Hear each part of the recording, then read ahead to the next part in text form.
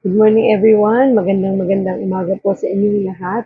And welcome po sa ating Daily Devotion Live dito po sa ating Mobs TV at sa God Loves You Movement Facebook page. Good morning. This is your Ate Mobs and today is July 1st. Wow, July na po at magandang umaga sa inyong lahat. At ngayong araw na ito ay araw ng Martes. At nakakatuwa po, no? Talagang malapit na, malamig na pong panahon. Although tag-ulan kasi, pero parang nung magpapasko na, no? Feel ko lang Pasko na. So, tayo po ngayon ay may panibagong topic na. Natapos natin last week ang series ng ating Beatitudes. Ngayon po ay panibagong topic tayo. At napakaganda po ng topic natin ngayong umaga.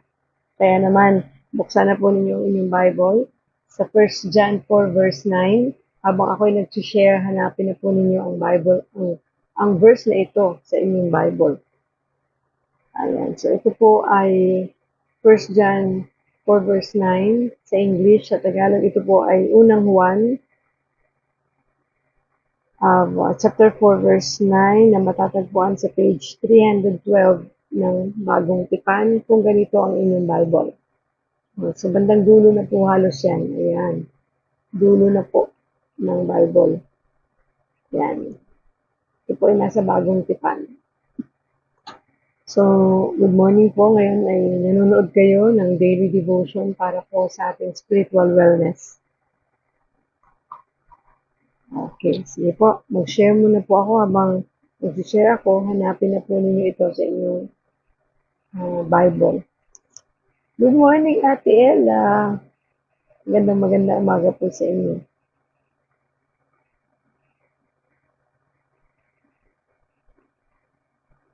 Sige po, mag-share muna po tayo ng ating live. Good morning din po sa mga nanonood sa God Loves You Movement Facebook page. Good morning, good morning, good morning.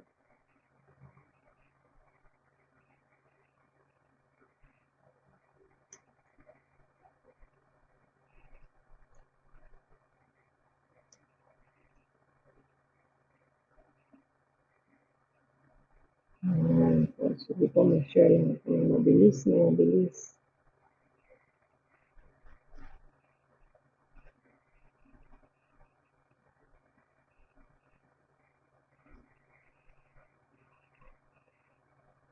Good morning, Ate Marilyn. Magandang umaga. Miss kita. Parang na-busy si Ate Marilyn sa kanyang bakasyon. Balitaan mo kami, ah. Share lang po.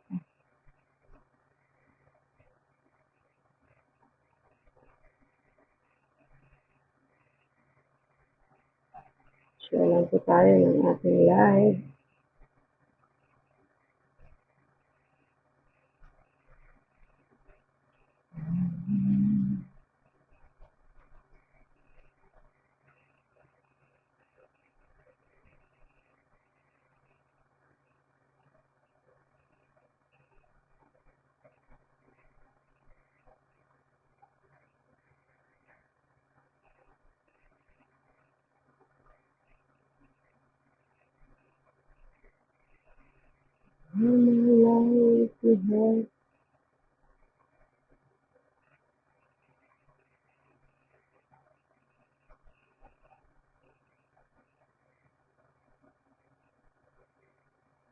Ayan. Good morning, good morning. Maulan na po, no? Kagabi, maulan dito sa aming lugar. Magdamag din halos yata, pero yun lang, masarap matulog, ang lamig. Mga ka-stroke, mag-devotion. Ayan. Ako tayo. Share lang po tayo, no?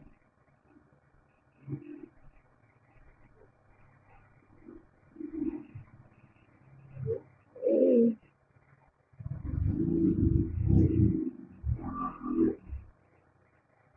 Share lang po tayo sa God Loves You. Good morning, Ate Marilyn Bautista. O, dalawa na ang Marilyn sa buhay ko. Magandang umaga po sa inyo. Ayan, ayan, ayan, lumabas. Sige po, mag-share tayo.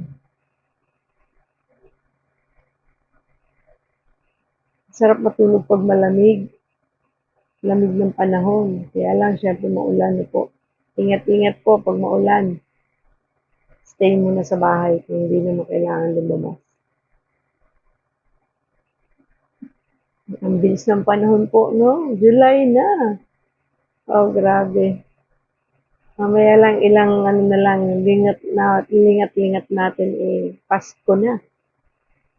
Yes. Birthday month na ng aking anak ngayon. Ang aming bunsong pinakamamahal. Baka merong nagbe-birthday dyan. Happy birthday po sa inyo. I-shout it out natin sila. Kung merong mga nag-anniversary, happy anniversary. Shout it out po natin.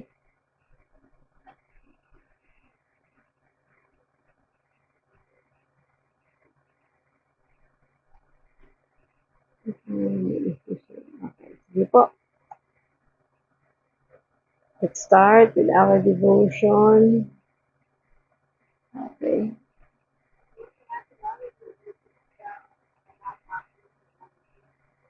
Sige po. So again, magandang umaga sa inyong lahat. Sa mga ngayon lamang po nag-tune in, kayo po ay nanonood ng Daily Devotion Live dito sa ating Mobs TV at sa God Loves You Movement Facebook page para po sa ating spiritual wellness. Buksan na po natin ang ating Bible sa 1 John 4 verse 9. Nang sabi po sa New International Version, "This is how God showed His love among us. He sent His one and only Son into the world that we might live through Him." Sabi naman po sa unang Juan 4 verse 9, magandang balita, Biblia, na matatagpuan sa page 313 ng ganitong Bible, ay sinasabi po dito, inihayag ng Diyos ang kanyang pag-ibig sa atin nang isugo niya sa mundo ang kanyang kaisa-isang anak upang magkaroon tayo ng buhay sa pamamagitan niya.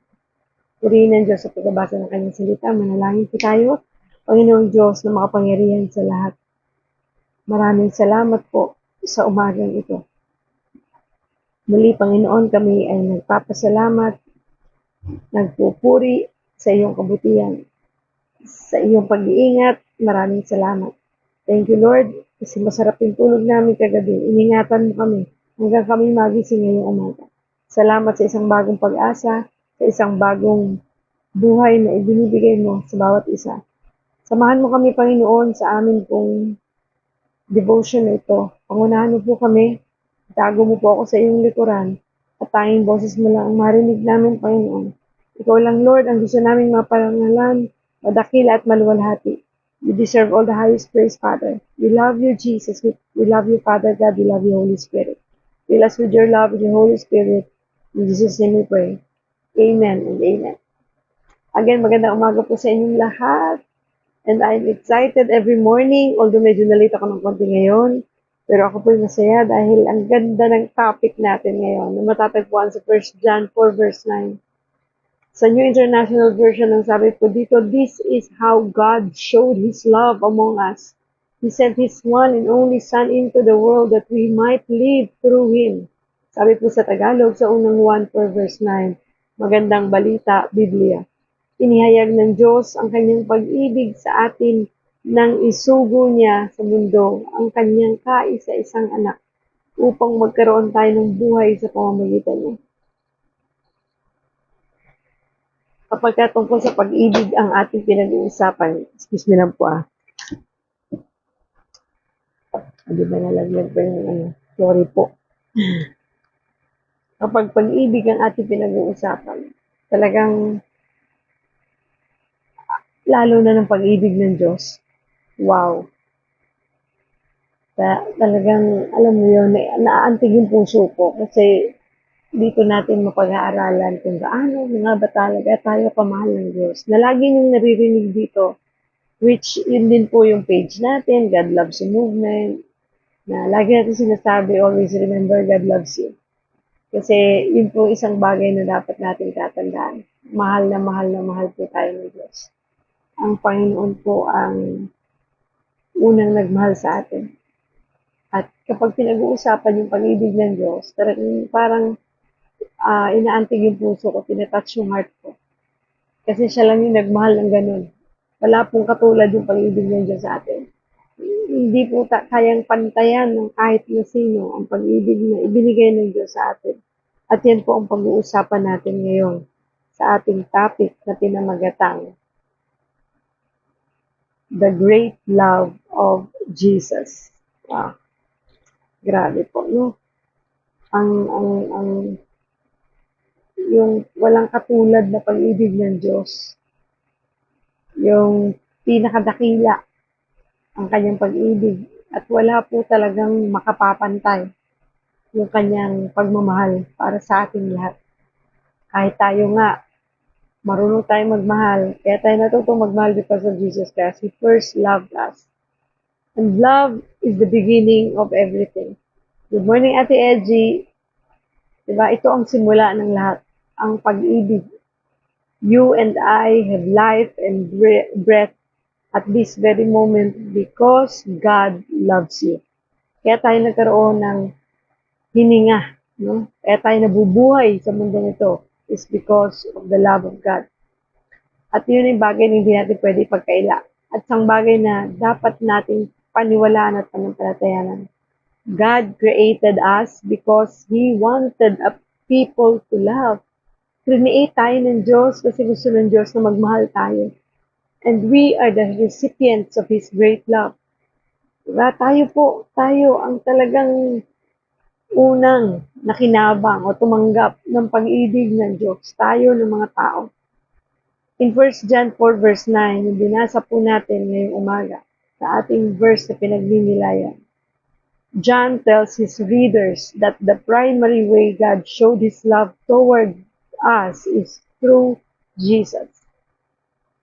Na-demonstrate ng God yung kanyang pag-ibig sa mundo sa ating lahat sa pamamagitan ni Jesus. Nung siya'y nagkatawang tao.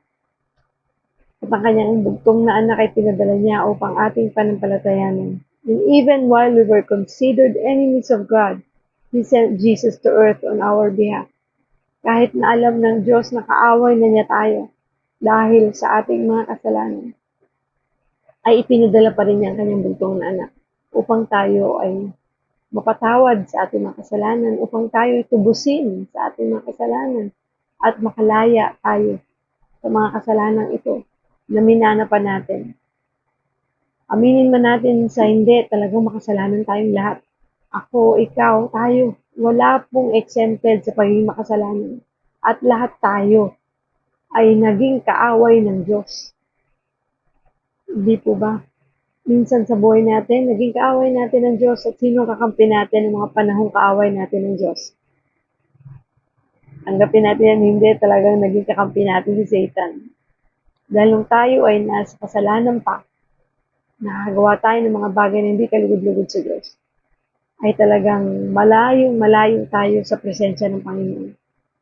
Yun yung mga panahon na magulo ang buhay natin, panahon na magulo ang pag-iisip, panahon na malungkot, panahon na punong-puno ng takot, panahon na talagang hindi mo alam kung paano mo malalampasan ang buhay na ito. Konting problema, talagang ginugupo tayo. Pero napakabuti ng Panginoon sapagkat hindi niya pinahintulot na manatili tayo sa ganung sitwasyon ng buhay natin. Kung kaya naman po, yan yung bagay na hindi natin dapat ipagkait sa iba. Kung paano tayo minahal ng Diyos, ay ganoon din natin dapat ito ibahagi sa iba. Dahil tayong unang recipiente, di ba? Tayong unang tumanggap nito. And while Jesus was on earth, He lived a sinless life as a representative of humanity to God. His death and resurrection made a way for us to be forgiven of our sins and begin a relationship with God. Di ba namuhay si Kristo bilang tao? sa mundong ito ng sinless, walang kasalanan o ni bahid man ng kasalanan. Siya ang representative ni God sa humanity dito sa mundo, and yung kanyang pagkamatay at pagkabuhay ng muli ang siyang naging daan upang tayo ay mapatawad sa ating mga kasalanan at magkaroon ng bagong relationship with the Lord. Dahil napahiwalay tayo sa Panginoon because of our sins, ang nag-reconcile sa atin is si Jesus Christ para muli tayong magkaroon ng relationship with God. Diba? At napakaganda pong balita niya. At dapat lahat ng tao ay maging ganun ang relationship sa Diyos. Magkaroon ng reconciliation, magbalik loob sa Diyos, at tanggapin si Kristo bilang Diyos at tunay nating tagapagligtas. Sapagkat walang ibang makapagliligtas sa atin kundi ang Panginoon. Walang ibang makatutulong sa atin upang makalaya sa mga kasalanan ito kundi si Jesus Christ. Hindi si Jesus na nagpapako sa krus, namatay, inilibing at pagkaraan ng 3 araw ay nabuhay na muli. Napakabuti ng Panginoon para gawin niya yan sa ating lahat. Sabi ko nga sa inyo, pag ito ang pinag-uusapan, naging emotional ako kasi feel na feel ko yung love ni Lord. Kayo rin po ba nararamdaman niyo yung pag-ibig ng Diyos sa inyong mga buhay? Na alam mo yun, kabila ng mga bagay na nagagawa pa rin natin na hindi kalugod-lugod sa Kanya. Mga kasalanan na paulit-ulit na ginagawa kahit na sabi nga nung narinig ko kagabi sa inattend ko po na worship service. Sabi po ay, sabi ng pastor doon, magkaiba yung tao na nananatili sa kasalanan at tao na nagkakasala araw-araw. Diba? Kasi kapag anak na tayo ng Diyos at tayo ay tunay na nakakilala sa Panginoon at meron na tayong personal na relasyon sa Kanya, nagkakasala pa rin tayo araw-araw ng buhay natin. Pero ang maganda din, bilang anak ng Diyos, hindi na tayo nananatili sa kasalanan na yun. Magkaiba po yun, di ba? Kasi kapag ikaw ay nanatili pa sa kasalanan na iyong ginagawa, at yung parang nag-i-enjoy ka pa sa kasalanan na yun, ay medyo i-check mo yung sarili mo. Talaga bang nasa Panginoon na ako? Talaga bang ang Panginoon ang siya namumuhay sa akin? At ang Panginoon na ang naghahari sa buhay ko? Kasi bakit masaya pa ako habang nagkakasala ako? Bakit parang hindi ako nakukonvict? Parang wala lang, di ba? Sa term natin, hindi na nakukonsensya. Kasi kapag nasa Panginoon na tayo, yung pagkakasala, nagagawa pa rin natin yan eh. Araw-araw ng buhay natin. Pero, hindi ka na nananatili sa kasalanan na yun. Hindi na ikaw namumuhay sa kasalanan. Mabilis mong nare-realize yun at mabilis mong inihihingi ng tawad yun sa Diyos. Kasi nandun na yung Holy Spirit sa'yo na nagpapaalalang mali ang ginagawa mo. Dito ba no? Napakabuti ng Panginoon para hindi na tayo makabalik sa dating ating kinalugmukan o sa dating ating buhay na makasalanan. Pinalaya na tayo dyan ng Diyos, kaya huwag mong hayaan na ikaw ay diktahan ng kaaway na sabihin na ikaw ay makasalanan pa rin, na ikaw ay mananatili dyan. Hindi po, pinalaya na tayo ng Diyos kung ikaw ay tumanggap na sa Panginoon. At isa rin pong katotohanan, no, na dapat nating tanggapin na hindi lahat ng tao ay anak ng Diyos. Unless tayo ay ipanganak na muli, di ba? Ay hindi tayo magiging anak ng Diyos. Napakahalaga po ng bagay na yun. Dahil akala ng iba kasi, lahat tayo po no, ay anak ng Diyos. Yun po isang bagay na hindi matanggap ng maraming tao. Dahil hindi po nila nauunawaan ang bagay na ito. Kaya po, dapat nating bigyan ang Panginoon ng pagkakataon na makilala, tanggapin siya bilang Diyos at tunay nating tagapagligtas. Dahil yun po ang siyang tunay na makapagpapalaya sa atin, sa ating mga kasalanan. Mahal na mahal tayo ng Diyos. Kaya nga sabi po dito sa ating binasa, di ba? yung greatest love of God. Diba? Madalas natin naririnig yun eh. Kanta lang yung alam natin tungkol doon. Pero hindi natin alam kung ano talaga yung meaning ng pag-ibig ng Diyos sa atin.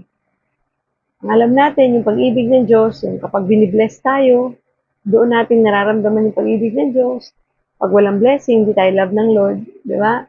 Pag hindi maganda takbo ng buhay, hindi tayo love ni Lord. Yun kasi yung kasinungalingan na sinisiksik sa utak natin ni Satan. Na kapag hindi ka binibless, di ka mahal ng Diyos. Di ba? Galit ang Diyos sa'yo. Pinarurusahan ka niya. Kaya ka nagkasakit kasi hindi ka mahal ng Diyos. Hindi totoo yun.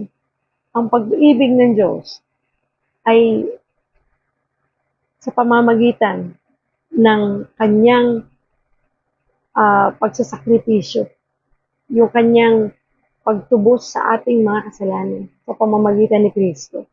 Di ba po? Kaya nga sinabi dito, inihayag ng Diyos ang kanyang pag-ibig sa atin nang isugo niya sa mundo ang kanyang kaisa-isang anak upang magkaroon tayo ng buhay sa pamamagitan niya. So, ibig mo sabihin, Ate Mabs, wala tayong buhay nung wala ang Diyos sa buhay natin? Yes! Di ba? Ano ba ang buhay na meron tayo nung wala ang Panginoon sa atin? Di ba? Isang buhay na punong-puno ng kalungkutan, takot, galit, hinanakit, sama ng loob, paghihiganti, di ba? Pagsisinungaling, pagganti sa kapwa ang laging iniisip, walang pag-ibig. Di ba po? Kaya nga, talagang, sabi ko napakaganda ng verse na ito. Again, sulat natin to, dikit natin sa wall. No? Kasi dito pinapakita ng Diyos kung ano talaga yung love, kung ano yung meaning ng pag-ibig. Na hindi alam ng maraming tao na ang pag-ibig ay si Kristo. Di ba? Sino ba si Kristo? Siya ay tao, pero siya ay Diyos. 100% man, 100% God. Fully man and fully God. Kaya pag sinabi mong si Kristo ang Diyos mo, siya rin ang Diyos Ama, siya rin ang Diyos Espiritu Santo. Because tatlo silang persona sa iisang Diyos. Sabi ko, Lord, thank you, mahal mo ko. Hindi dahil pinagpapaalam mo lang ako. Mahal mo ako kasi pinatawad mo ako sa aking mga kasalanan. Pinalaya mo ako sa aking mga kasalanan. Binigyan mo ako ng bagong buhay. Iniligtas mo ako at binigyan mo ako ng buhay na walang hanggan. Because our God is eternal God. Siya ang noon, ngayon, at ang bukas. Siya ang simula at ang wakas. Siya ang Genesis at ang Revelation hanggang Revelation. Sabi ko, Lord, thank you. No? Kasi kung hindi dahil doon sa pag-ibig mo, hindi namin mararanasan ang kapayapaang nararanasan namin ngayon. At hindi kami magkakaroon ng buhay na walang hanggan. Yung assurance na whatever happens, kahit magkabagyo, magkagera, magunaw ang mundo, magka-crash ang plane, saan man ako nandun, ano man ang aking ginagawa, kunin mo man ako anytime, Lord, wala akong katatakutan na kamatayan. Dahil alam ko na sa piling mo ako mapupunta no matter what. Yun yung assurance na gusto nating meron tayo. Yung security, yung kasiguruhan ng buhay natin ito. Bagamat nandito tayo sa mundo, alam mo, sa puso't isip mo, na ako ay sa Panginoon mapupunta. Dahil anak ako ng Diyos, dahil tinanggap ko siya bilang Diyos ko at tunay kong tagapagligtas, at tinalikuran ko at pinagsisihan ng aking mga kasalanan at hindi ko na muli itong babalikan. Yun ang tunay na mga anak ng Diyos. Ngayon, kung hindi pa natin tinatanggap si Kristo bilang Diyos at tunay nating tagapagligtas, ay hindi pa natin pwedeng sabihin na ating sarili ay anak ng Diyos.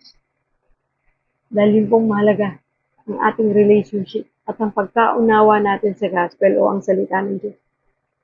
Yung mabuting balita.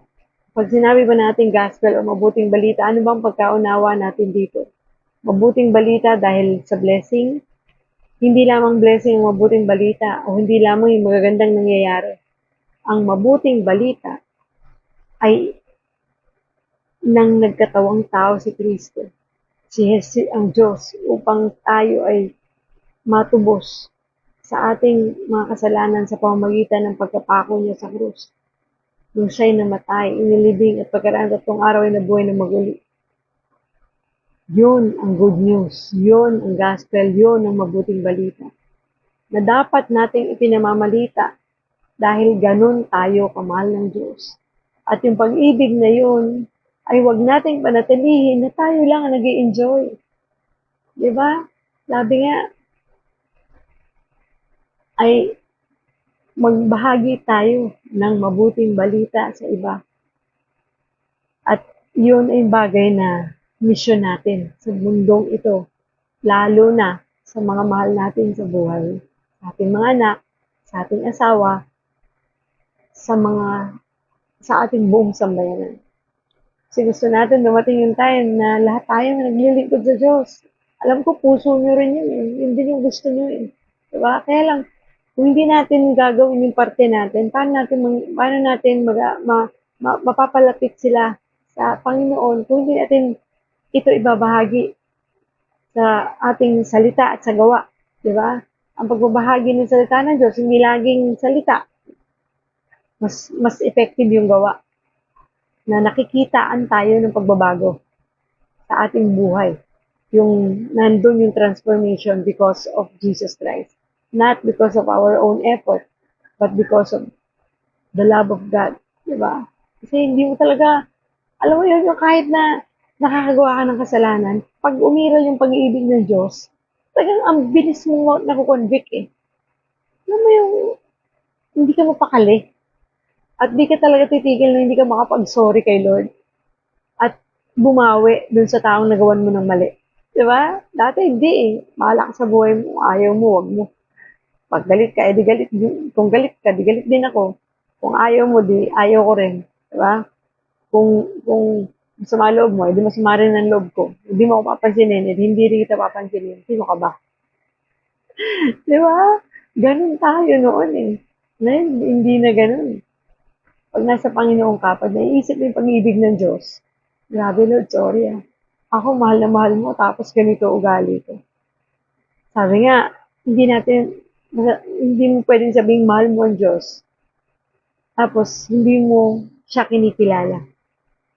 So, pag lagi sinasabi ng pastor namin yan, parang, sabi ko, Lord, sorry ah, ibig sabihin niyo ba kita mahal pag di ako nagbabasa ng Bible? Diba? Kasi, paano mo sasabihin mahal mo ang Diyos kung di mo alam kung ano laman nito? Eh, siya to eh. Siya ang buong Bible. Nandito ang lahat-lahat patungkol sa Kanya. And how can you say you love God?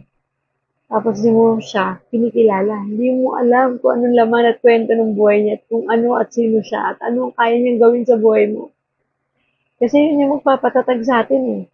Yun yung magpapatibay sa atin para magpatuloy sa paglilingkod sa Diyos at para manatili yung init ng pag-ibig natin sa Diyos. Kapag kaalam natin ang kanyang salita, yung pag may dinaanan tayong pagsubok, hindi tayo kayang igupo nito kasi kilala ko ang Diyos eh.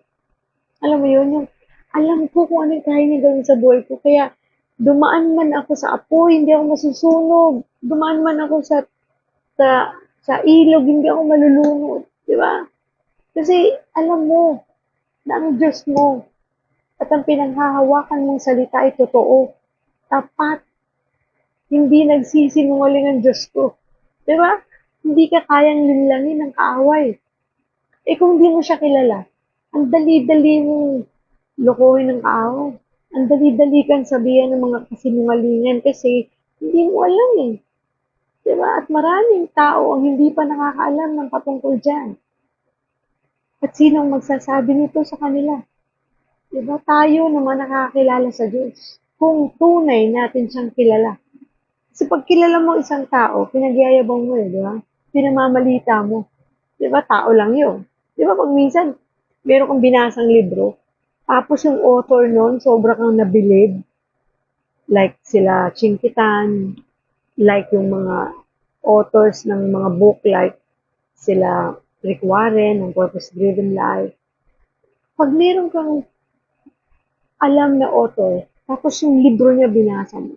Di ba wala ka ng tigil ng kakakwento na, grabe, ang galing ng nagsulat ng libro na to. Grabe ang taong yan, alam mo ba, siya yung ganito, siya yung ganyan. At pag meron kang mga taong nakakausap, Bigla mo naaalala yung libro na binasa mo, tapos na-share mo siya. Ang galing nun, alam mo, pagtungkol sa mga financial, ah, wellness, everything about pagtitipid, pagpa-budget, pag ano, magaling dun si Chinkitan. Di ba? Nakakwento ko ng gano'n. Kasi you have the knowledge, di ba, about that person because of his book. Ganun din ang Diyos. Ganun din si Jesus Christ. Diba, paano may kukwentong laman nito kung hindi mo alam kung anong laman nito? Diba, paano mo sabihin, bakit si Jesus Christ bang author niyan, Ate Mabs? Alam mo, hindi man, may mga iba man kayong mababasa dito ng mga libro na may iba-ibang taong sumulat nito. Pero hindi po nila ito naisulat ng dahil lang sa talino nila. Isinulat nila ito because of the Holy Spirit na nagbigay ng wisdom sa kanila. Kung bakit 40 different uh, authors ang nagsulat, pero bakit ang nilalaman ay pare-pareho? Na nagsulat sa iba't ibang lugar, pero ang nilalaman ay iisa. Di ba? Amazing, di ba? At yung laman ng ng lumang tipan hanggang sa bagong tipan ay iisa ang pinatutungkulan. May mga propesiya sa Old Testament na siyang nangyari na naging katuparan sa New Testament. Alam mo, amazing ang laman ng librong ito, ng Bible, kapag inyong inaral. Pag inyong binasa, kinakausap ka ng Bible. Di ba?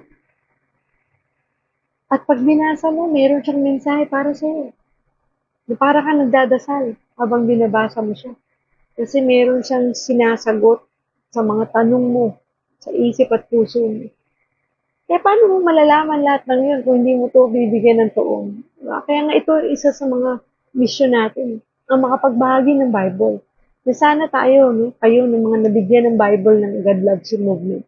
Huwag yung aksayahin na ito ay nandyan lang nakatabi, naaalikabukan. Nabubuksan nyo lang kapag meron tayong fellowship. Na nakikita nyo lang ang laman kapag ka nagba-Bible study tayo. Kailangan po meron kayong personal devotion. Huwag lang yung ganito, nabubuksan nyo lang pag may devotion every morning si Ate Mavs. Kasi sabi niya, nasa page ganito. Pero pag after that, ayan, tatabi na. Buong maghapon na yan dyan sa cabinet o sa ibabaw ng lamesa. Bukas, pag napa-attend ako ulit ng devotion, mabubuksan ko siya. Pero pag di ako naka-attend, di ko rin siya mabubuksan. Hindi po ganun ang purpose nito. Kaya nga ito very personal. Kaya nga namin kayo binibigyan ito. It's for you to meditate on it. Diba sabi sa Bible, meditate on it day and night. Hindi po pwede kung kailan nyo lang magustuhan, kung kailan nyo lang maisip, kung kailan lang may devotion, may fellowship, saka nyo lang sa binubuklat. Hindi natin nabubuklat kasi busy tayo. Pero sinasabi mong mahal ka ng Diyos at mahal mo ang Diyos. Pag mahal natin ang isang tao, pinagtutuunan natin to ng pansin. Diba? Lalo yung mga kalalakihan. Pag manliligaw yan, yung kanilang nililigawan dahil mahal nila, gagawin nila ang lahat. Diba? Pati nga makapangako na ng mga pangako, hindi na parang imposible na ipapangako dahil mahal nila. Gagawin na ang lahat. Ganun din tayo, di ba? Tayo mga nanay, mahal natin ating mga anak, gagawin natin ang lahat. Mapag-aral lang sila, katuwang ng ating asawa, ipagluto sa umaga, gawin ang lahat ng best effort natin para ma-provide ang pangangailangan nila. Matulungan natin sila sa kanilang pag-aaral. Ganun din sana tayo ka-eager sa pag-ibig na meron tayo sa ating Panginoon kasi ganun na tayo kamahal. Yung pagbabalik natin, ang pag-ibig natin sa Diyos, ganun na lang din sana.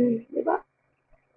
Marami tayong ginagawa sa mundong ito para maipakita natin ang pag-ibig natin. Pero sa Panginoon, paano ba natin pinapakita naman ang pag-ibig natin sa Kanya? Gawin natin po. Diba? Kasi ang Diyos binigay ng lahat-lahat sa atin. Wala na siyang tinira sa Kanya.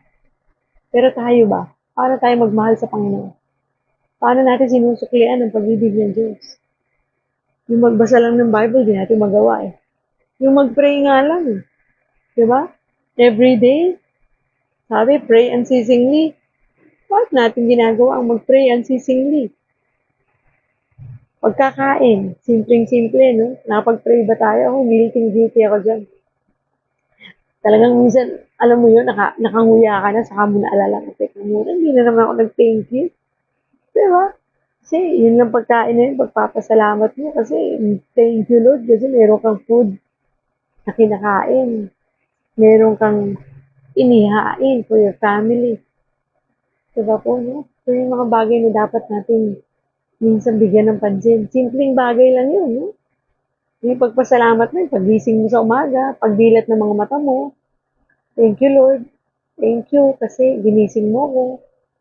Yung natapos ang buong maghapon ng payapa, masaya, walang anumang aberya o kung meron man na pagtagumpayan mo, thank you Lord. Kasi yung pasasalamat, isang paraan ng pagsasabing mahal kita, Panginoon. Kasi you acknowledge Him and you honor Him and you glorify Him. Diba? Thank you Lord. And God now gives us His love freely. Yun yung pinakamaganda. Binigay ng Diyos ang kanyang pag-ibig ng libre. Diba? Kaya ibahagi mo rin ito ng libre. And there's nothing that we can do to earn His love. Yun pa yung maganda ron. So mag-alala. Hindi mo kailangan bilhin yung pag-ibig ng Diyos. Hindi mo kailangan paghirapan. Hindi mo kailangan pag-effortan yan. And there's nothing about us that deserves His love. Sa totoo lang, walang nakaabot, no? Sa standards ng Lord para tayo ay patawarin niya, ibigin niya, mahalin niya at talagang patawarin sa ating mga kasalanan. Para sabihin, deserve natin to. No? Hindi pwede, Lord, deserve ko to. Nagpakabuti ako, Lord. Lord, deserve kong mahalin mo ko kasi bait ko naman eh. Lord, deserve kong mahalin mo ko kasi nagsisimba ako linggo-linggo. Lord, deserve kong mahalin mo ko kasi meron akong ministry. Lord, deserve mo kong mahalin mo ko kasi tumutulong ako sa kapwa. Lord, deserve ko na mahalin mo ko dahil ako nagpagawa ng simbahan na yan. Lord, deserve ko na mahalin mo ko, patawarin sa aking mga kasalanan kasi ako ang nagdo-donate ng pinakamalaking amount sa church na yan. Wala tayong pwedeng sabihin ganun. Kasi hindi yon ang dahilan para patawarin tayo. Hindi yon ang dahilan para ibigin tayo ng Diyos. Dahil ibinigay niya yun ng kusang loob. Libre. Dahil ganun niya tayo kamahal. Hindi pwedeng sabihin, mahalin mo ko, Lord, kasi ang bait ko eh. Masunurin ako, Lord. Hindi ako mapatay ng tao. Diba? Kaya nga, Ephesians 2 verse 8 and 9. It is by grace we have been saved through faith. Not because of ourselves, but because it's a gift from God. Diba? So that it is not by works. So that no one can boast. Hindi yun dahil sa gawa natin. Hindi yun ay dahil sa pag-ibig ng Diyos. It is by grace. Favor yun. Diba? Deserve natin, hindi natin deserve, pero binigay because of His grace. Diba? Imagine mo, sino ba tayo? Kahit ba kung pinakamabait sa mundo, ikaw pang malaki mag-donate, ikaw pang nagpagawa ng simbahan na yan. Pero sa totoo lang, hindi natin deserve ang pag-ibig ng Diyos dahil makasalanan tayo. Pero dahil mahal niya tayo, binigay niya ng libre yung pag-ibig. Na kahit ikaw ay kahit na ikaw ay masamang tao, diba? Ikaw ay mamamatay tao, binigyan tayo ng pribilehiyo ng Diyos na mahalin niya. Dahil wala siyang pinipili. Dahil hindi yun ang basihan niya. Hindi niya basihan kung mabait ka, masipag ka, masunurin ka. Hindi yun ang basihan ng kanyang pag-ibig. Dahil ganun niya na lamang tayo kamahal niya. For God so loved the world that He gave His only begotten Son. For whosoever believed in Him shall not perish, but have an everlasting life. At tinitingnan niya sino yung nanampalataya. Sino yung naniwala na siyang Diyos. Buhay, dakila at makapangyarihan sa lahat. Na siyang papako sa krus, namatay, nilibing at pagkaraan ng 3 araw ay nabuhay na mag-ulit. Sino yung naniwala? Sino yung nanampalataya? Yun ang tinitingnan ng Diyos sa puso natin. Through faith, di ba? Sabi niya, it is by grace we have been saved through faith. Pamagitan ng ating pananampalataya kung bakit tayo naliligtas. Diba, kailangan paniwalaan mo yun eh. Kasi kung hindi mo paniniwalaan yun, na si Kristo lamang ang daan, ang buhay at ang katotohanan, ay walang makapapasok sa kaharian ng Diyos. Diba? Kaya sabi ko, Lord, thank you. Kasi hindi mo ko tinipigilan, no? Mahalin. Sa kabila ng pagtalikod ko, sa kabila ng pagkatigasan ng ulo ko, patuloy at patuloy mo pa rin akong kinakalabit na, huy, nandito lang ako. Diba? Grabe ang Lord, no? Sobrang thank you. Thank you, Lord, talaga. And sabi dito, this is why John says love comes from God. In 1 John 4 verse 7. Sabi niya po dito,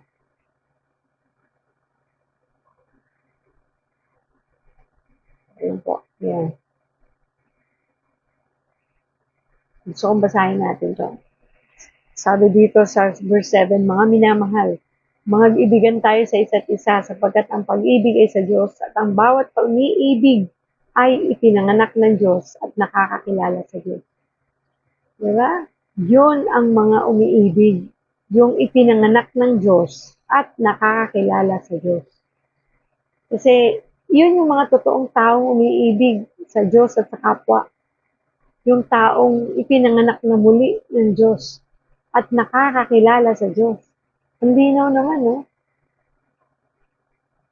At ang sabi sa verse 8, ang hindi umiibig ay hindi nakakakilala sa Diyos sapagkat ang Diyos ay pag-ibig.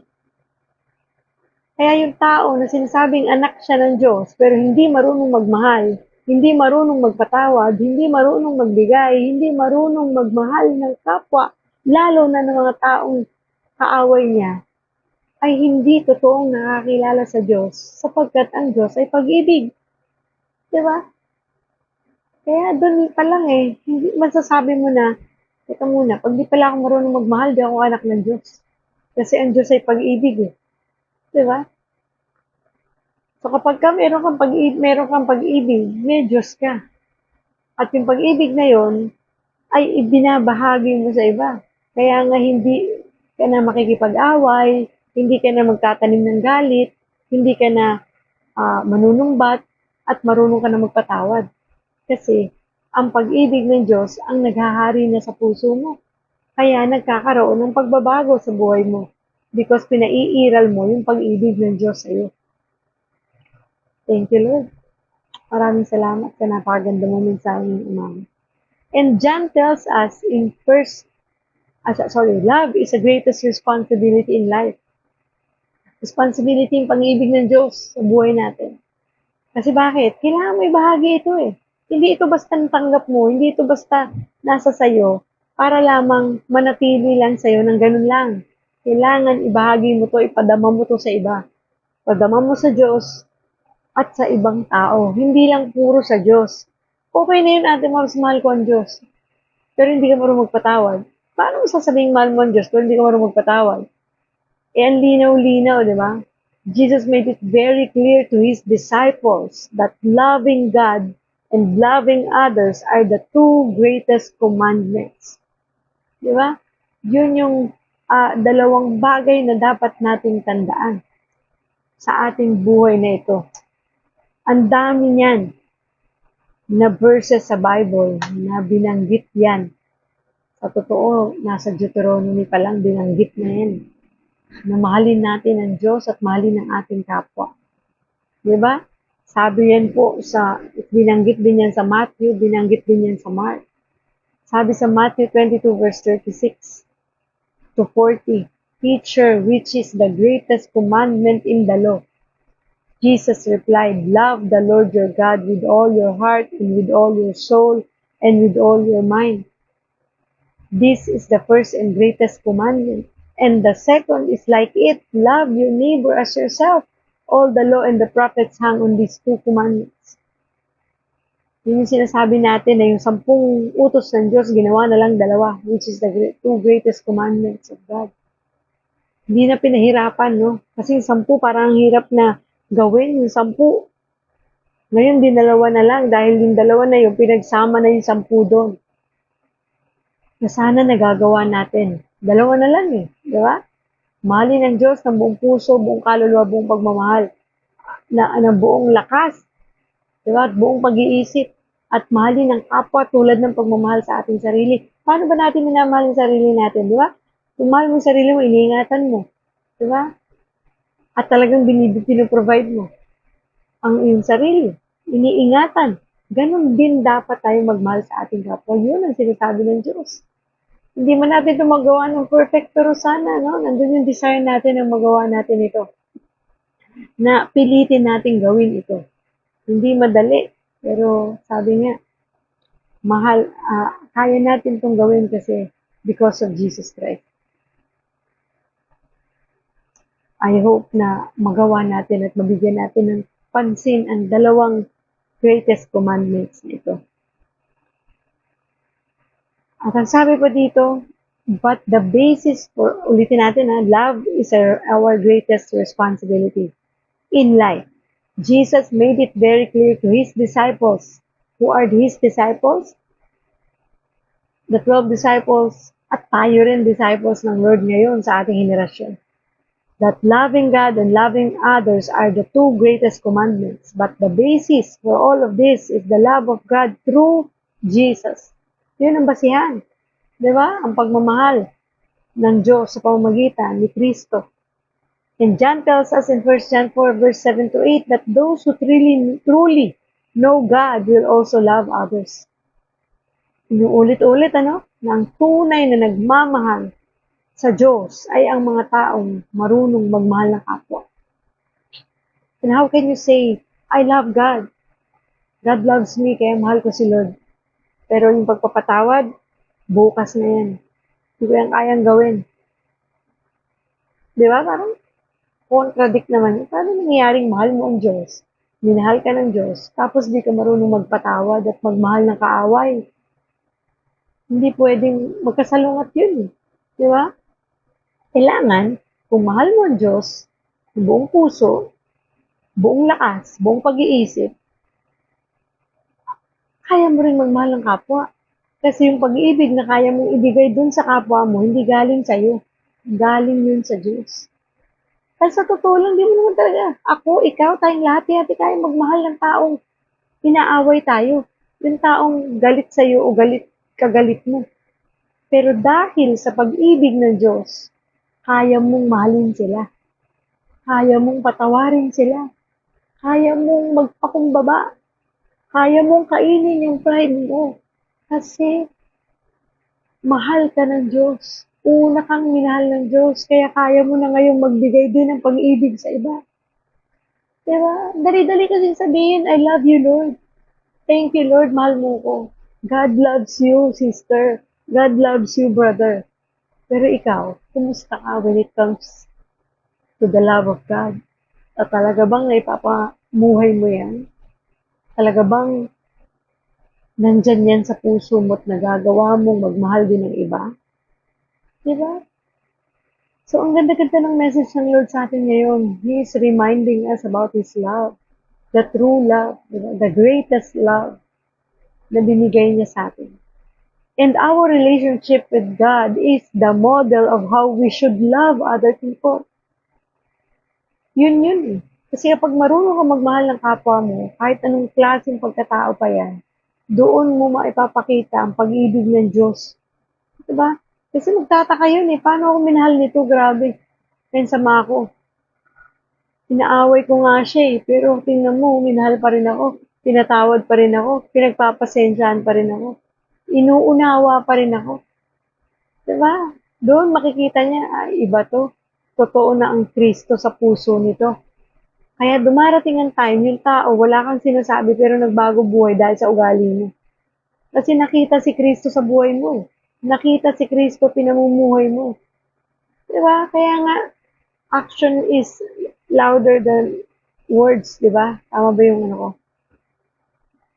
Action speaks louder than words. O, diba? Nawala ako dun. Diba?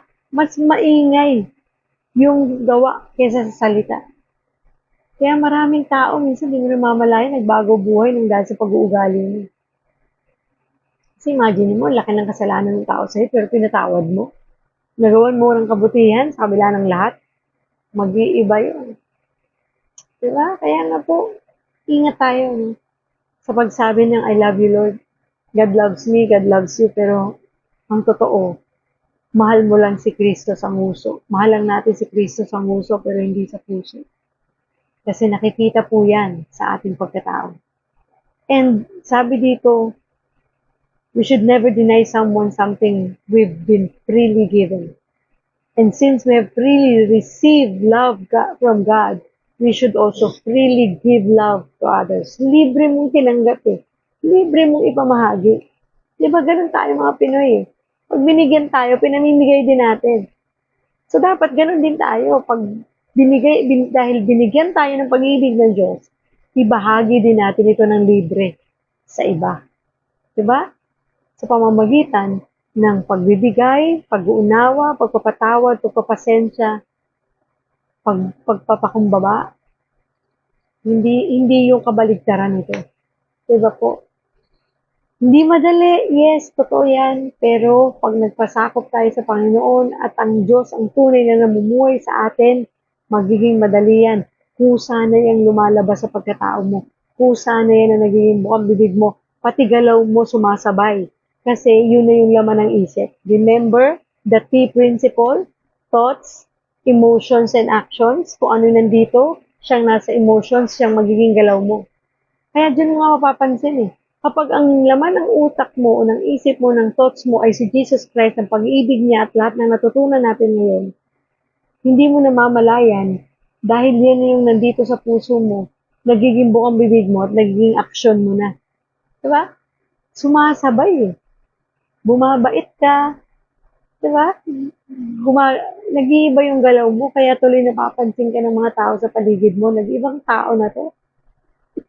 Iba na talaga siya. Ramdam ko na yung Kristong sinasabi niya. Diba? Kasi hindi mo kailangang i-prove yan sa kanila.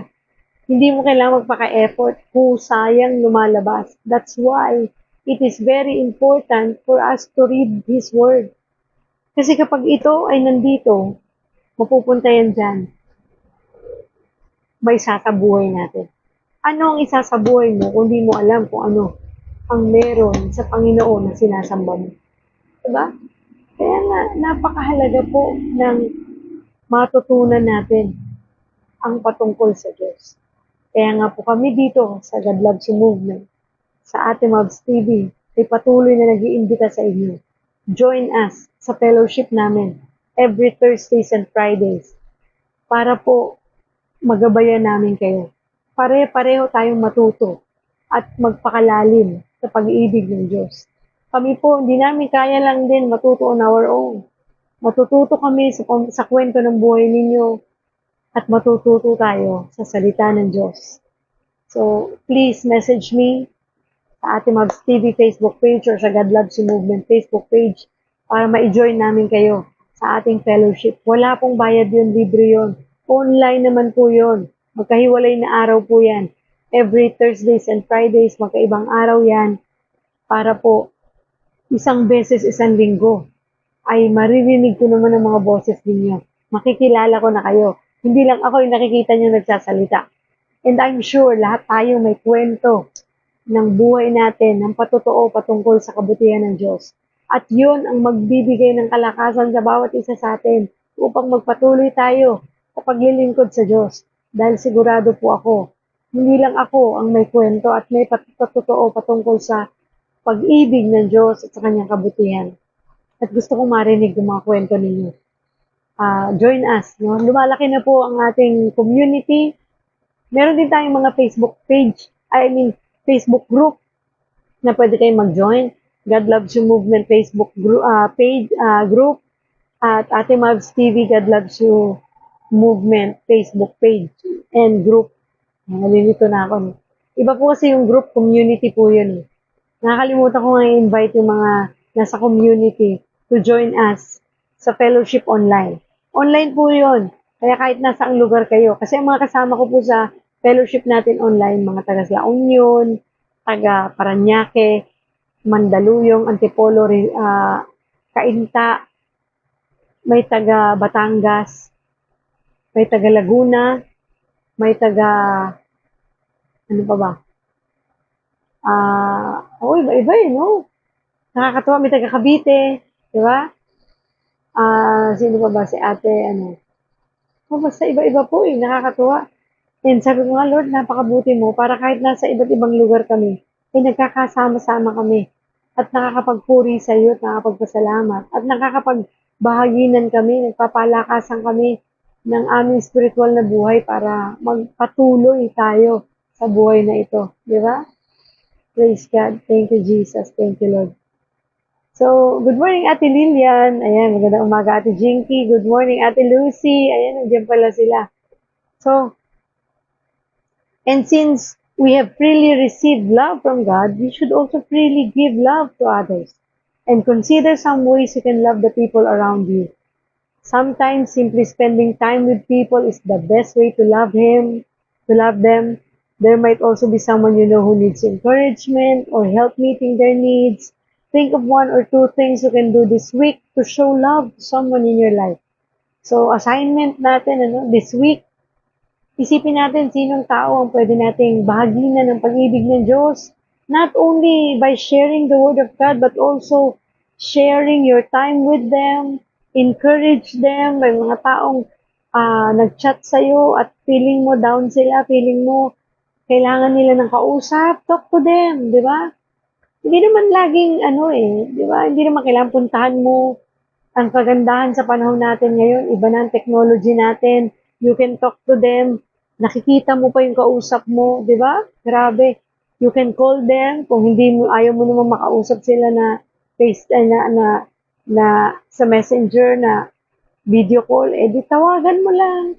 Or even chat them, encourage them, share them this video, itong ating live video na ito na devotion para may mapakinggan sila kung nadi-discourage na sila, nawawala ng pag-asa, parang ayaw na lumaban sa buhay. Pag may mga tao pong ganyan na nagpaparamdam sa inyo, na parang kailangan nila ng kausap, kailangan nila ng encouragement, encourage them in your own simple way. Diba? Kahit sa simpleng paraan na maipadama mo ang pag-ibig ng Diyos sa kanila, gawin mo. Huwag ka na magpatumpik-tumpik kasi baka nade-depress na pala yan. Baka may anxiety na. Hindi mo alam kung anong plano tumatakbo sa isip niya. Baka yung simpleng pag-share mo ng Word of God, yung simpleng pag-share mo ng video na to sa kanya, ay nakatulong, di ba? Hindi naman kailangan, wala naman kasi kung alam na verse, ate, hindi ko alam, wag kang mataranta. Di ba? Ang dali-daling hanapin ng verse sa Bible. Kung nahihirapan ka pa dahil di ka pa marunong masyado magbasa, you can use your cellphone, mag-google ka. Lagay mo lang dyan, Mateo. Or kung nakikinig ka nito at nanonood ka ng devotion natin, magsulat ka ng mga verses na binabanggit natin dito. And then, hanapin mo yan sa Google, ibahagi mo sa mga mahal mo sa buhay. Ang daming kaparaanan. Di ba? Yun po yung mga ways natin para maibahagi natin at maipadama natin ang pag-ibig ng Diyos sa ibang tao. Walang dahilan. Sabi nga, kung gusto, maraming paraan. Pag ayaw, marami rin pong dahilan. Kaya nga po, nawa, ang natutunan natin ngayong umaga na to, patungkol sa pag-ibig ng Diyos, ay maibahagi natin sa iba. At wag natin pong ipagdamot yan, dahil ang tunay na nagmamahal sa Diyos ay nagbabahagi ng kanyang salita, nagbabahagi ng pag-ibig ng Diyos sa iba, sapagkat ang Diyos ay pag-ibig. Manalangin po tayo. Panginoon Diyos na makapangyarihan sa lahat, maraming salamat. Thank you, Lord, that your love never ceases to amaze us, Lord. Thank you. Talaga naman, every day of our lives, Lord, ina-amaze mo kami ng iyong pag-ibig. Ang message mo today, Lord, ay sobrang nakakaantig ng puso, Panginoon. Salamat, Lord, mahal mo kami. Salamat, Lord, tinuturuan mo kaming magmahal sa iba. Tinuturuan mo kami, Panginoon, na yung pag-ibig na binigay mo sa amin ay matutunan din namin ipadama sa iba. Thank you, Jesus, for your generosity. For sobrang Your love is generous, grand, and glorious. Talagang Panginoon, unconditionally, mahal mo kami. Thank you for that love, Lord. Di man to namin magawa sa iba ng kasing alab ng pag-ibig mo, pero sana, Lord, kahit trying hard, magawa namin sa iba na magmahal sa aming mahal sa buhay, sa aming kapwa, sa aming mga anak, sa aming asawa, sa aming kapitbahay, sa aming mga kakilala, kamag-anak, kaibigan, Panginoon. Na hindi maging huli ang lahat ngayon pa lang, Lord, mapadama na namin yung pag-ibig mo sa kanila, maipakilala ka na namin sa kanila, Panginoon. Maipakita namin, Lord, sa kanila na ikaw ang kailangan nila sa buhay nila. Lord, apart from you, we can do nothing.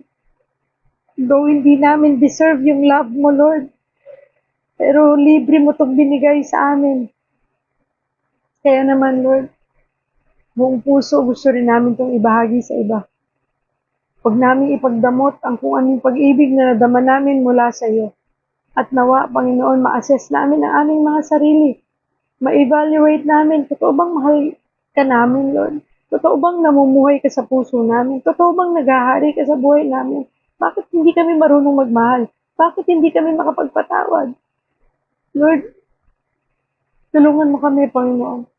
Naku, sa mga panahon ito, sinasabi namin, anak mo kami, Panginoon, pero hindi kami marunong magmahal. Saan namin hinugot yung mahal na sinasabi namin na yun, Lord? Yung pag-ibig na yun. Tulungan mo kami, Panginoon. Ayusin ang buhay namin. Tulungan mo kami, Panginoon, na matuto talagang magpatawad. Alam namin hindi madali, Lord. Sabi nga, Panginoon, paano namin sasabihin mahal ka namin kung hindi kami marunong magpatawad? Thank you, Jesus, for reminding us, Lord, that we need you, Lord, para makapagpatawad sa iba. Kailangan ka namin, Panginoon, para matutunan namin magmahal sa mga taong kagalit namin, mga taong kaaway namin. Thank you for everything, Lord. Thank you for the message this morning. Maraming salamat po, Panginoon. Dahil mahal na mahal mo kami. And thank you, Lord. Please do not stop loving us and do not stop pursuing us, Lord. Ikaw ang kailangan namin sa buhay namin ito. Ikaw po, Panginoon, ang magturo sa amin kung paanong magmahal at kung paanong magpatawad. Thank you for everything, Lord. I-bless mo po ang lahat ng mga taong nanonood ngayon at ang lahat ng mga taong makakapanood dito. Continue to be with them, Lord, sa mga taong nakakaranas ng mga kalungkutan, ng kapighatian, ng mga dalamhati, at ng mga tao na may mga problema sa mga sandaling ito. Comfort them, Lord. Be with them, Father God. Ikaw ang kailangan nila. Ikaw lang ang tunay na solusyon sa mga problema nila. Nawa ma-acknowledge nila ito at malaman nila, Panginoon, na walang ibang makakatulong kundi ikaw. Thank you for everything, Lord. I-bless mo po ang ating Mavs TV family and God Loves You Movement Ministry, ang God First Christian Ministry International at ang Global Life University at ang lahat ng mga napapaloob sa school na ito, Panginoon. Thank you for everything, Father God. We love you, Lord. We praise you. We honor you. And we bring back all the glory and praises. In Jesus' name we pray. Amen and amen. Sa mga taong hindi pa po nakakilala sa Panginoon, please do not reject Jesus Christ. Kailangan po natin ng Panginoon at tunay sa buhay natin ito. Hindi natin kayang mabuhay nang wala ang Diyos. Siya lang po ang kailangan natin sa buhay natin. At sa mga taong hindi pa nakakapagpatawad, gusto ko lang pong ipaalala sa ating lahat, ang pagpapatawad ay hindi ibig sabihin na kalimutan ang masama nilang ginawa o na para bang wala na yon. Hindi para kalimutan yon, hindi para makalaya ka. Makalaya tayo sa bigat ng hindi pagpapatawad. Ang bigat po nun, diba? Para makalaya tayo. Hindi ibig sabihin wala silang ginawa sa'yo. Hindi ibig sabihin na yung ginawa nila sa'yo ay hindi masama. Kung sa tingin mo masama yon, okay lang yun. Hayaan mo yun doon. Ang importante magpatawad ka dahil ikaw ang kailangang makalaya. Kasi ang pagpapatawad ay isang kalayaan sa isang napakalaking kulungan. 'Di ba? Pag hindi ka nagpatawad, para ka nakakulong sa isang matinding kulungan. Kailangan natin lumaya diyan. Kaya po please, magpatawad tayo. Dahil ang Diyos natin pinatawad tayo sa ating mga kasalanan. Sino tayo para hindi magpatawad? Di ba? So, hindi ko lang alam bakit biglang sabi ng Diyos, banggitin ko ang tungkol sa bagay nito. At maraming salamat po sa inyong lahat, sa buhay ninyong lahat. Nawa, ito pong ating video na ito ay ibahagi nyo sa iba.